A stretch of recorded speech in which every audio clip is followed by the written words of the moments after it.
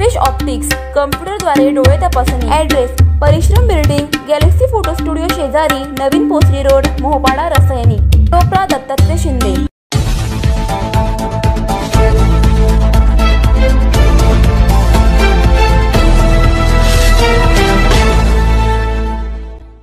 लढा यशस्वी, आंदोलन तुर्तास स्थगित। 16 कामगारांना एका महिन्यात पुन्हा सेवेत रुजू करणार।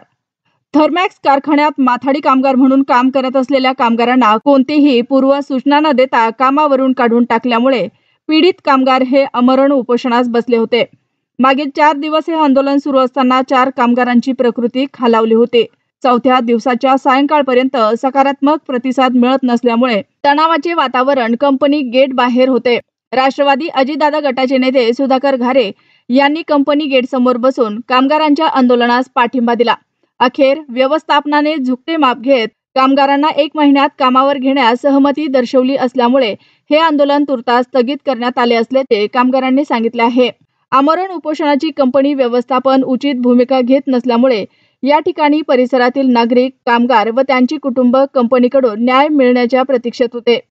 वरिष्ठ पोलीस निरीक्षक खालापूर सचिन पवार यांनी कंपनी गेट परिसरात कोणताही अनुचित प्रकार घडू नये यासाठी चोख बंदोबस्त तैनात केला होता। 2.5 महिने हातात काम नसल्यामुळे 16 कामगार घरीच असल्यामुळे आर्थिक परिस्थितीही बिकट होत चाललेली आहे हे सांगताना महिला वर्गाचे अश्रू अनावर झाले होते। अखेर रात्री व्यवस्थापक यांनी झुकते माप घेत माथाडी कामगार आणि कामगार नेते संतोष बैलमारे, सुरेश पाटील, नरेश पाटील, अंकित साखरे आदींच्या उपस्थित मीटिंगमध्ये आम्ही सर्व कामगारांस कामावर पुन्हा घेऊ असे आश्वासन देण्यात आले। सदर उपोषणकर्त्यास राष्ट्रवादी अजितदादा गटाचे नेते सुधाकर घारे, कंपनी व्यवस्थापक यांनी ज्यूस देत आंदोलन थांबवण्यास सांगितले।